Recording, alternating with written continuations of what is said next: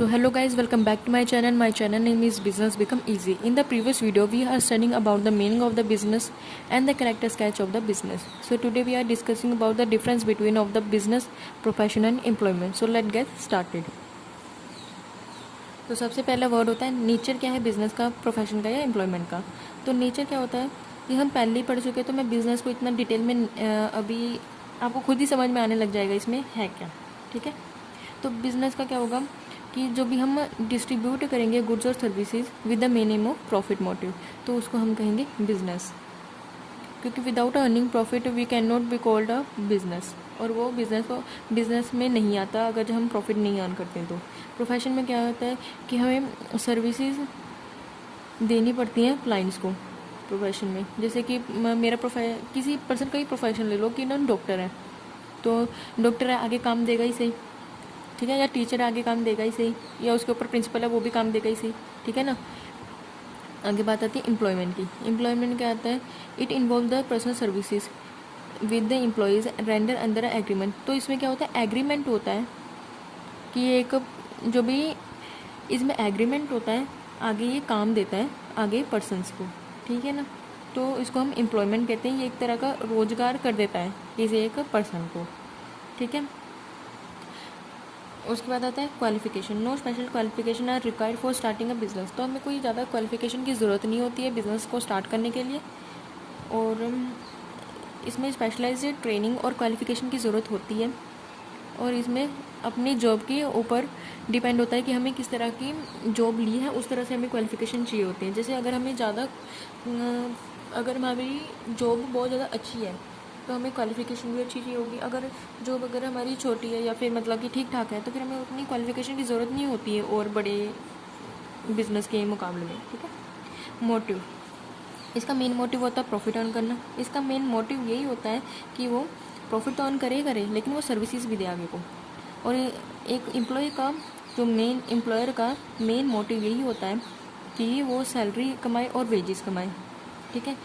Risk, business is always subject to various types of risk. Business में बहुत ज़्यादा risk होते हैं, ठीक है, बहुत तरह के रिस्क होते हैं, जैसे कि fall in the demand of the customer, या destroyed the property with the fire, या फिर थेफ्ट बाय द एम्प्लॉय, ठीक है, या चोरी हो गई, या फिर प्रॉपर्टी को नुकसान हो गया, जल दी है प्रॉपर्टी, ठीक है, या कस्टमर की प्रेफरेंसेस में चेंज आ गए। उसके बाद प्रोफेशन के रिस्क की बात की जाए तो the risk involve in the profession is negligible. कभी होता है कभी नहीं होता, और इसमें एम्प्लॉयर को रिस्क नहीं होता क्योंकि वो नीचे ही काम कर रहा होता है, तो फिर उसको रिस्क नहीं होता। उसके बाद हम बात करेंगे nature of return. Nature of return, the employ of the businessman is term as profit. जो भी इनकम होता है बिजनेसमैन का, तो फिर हमें रिटर्न में क्या मिलता है, प्रॉफिट मिलता है, और इसके रिटर्न में क्या मिलता है, हमें फीस मिलती है, और इसके रिटर्न में क्या मिलता है, सैलरी या फिर वेजेस रिटर्न में मिलती है। जो हम काम कर रहे हैं उसके रिटर्न में हमें ये चीज़ें मिलती हैं। अब बात की जाए हमारी इन्वेस्टमेंट की। अगर आप यही सोच रहे हो कि मैंने दो पीछे छुड़ा दिए, तो मैंने वो इसलिए छुड़ाए हैं क्योंकि वो ज़्यादा इम्पोर्टेंट नहीं है, और अगर आप ये वाले भी कर लेते हो इनसे आपको बहुत अच्छे मार्क्स मिल जाएंगे, उससे आपको पता भी चल जाएगा इसमें है क्या डिफरेंस में। तो इन्वेस्टमेंट, इसमें इन्वेस्ट हमें करना पड़ता है, हमें साइज़ और नेचर पता होना चाहिए बिज़नेस का, और साइज़ और नेचर की इसमें कैसी बात हो रही है मैं बताती हूँ।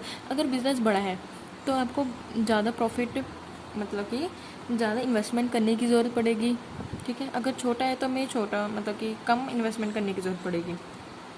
प्रोफेशन में क्या होता है कि हमें some investment are required for establishment of profession. अगर हमें खुद का कोई प्रोफेशन करना है तो फिर हमें कोई इन्वेस्टमेंट तो करनी ही पड़ेगी हमेशा।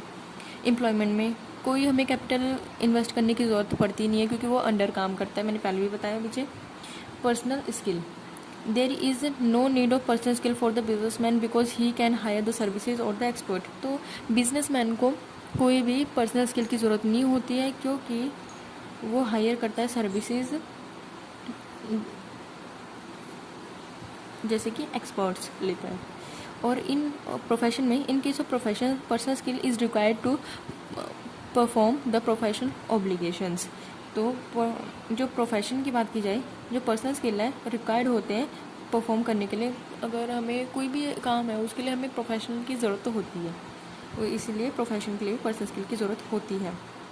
सम level of personal skill are necessary to do work efficiently. अगर हमें एम्प्लॉयमेंट की बात की जाए तो some level of professional skill, तो हमें प्रोफेशनल स्किल की ज़रूरत होती है, नेसेसरी होती है टू डू वर्क एफिशिएंटली। जैसे कि एम्प्लॉयमेंट में क्या है कि अगर कोई बंदा, जैसे ए पर्सन है, ये पर्सन क्या है, इसमें पर्सनल स्किल बहुत है, ठीक है, इसमें स्किल बहुत है, तो ये काम भी बहुत अच्छा करेगा, ठीक है। तो ये आज का हमारा टॉपिक यहीं पे फिनिश होता है, जो भी डिफरेंस करवाया मैंने आज आपको। तो अगर आपको मेरी वीडियो बहुत अच्छी लगी हो तो इसको लाइक करना, सब्सक्राइब करना और शेयर करना अपने फ्रेंड्स के साथ। Thank you for watching my video and also remember to hit the bell icon. Thank you.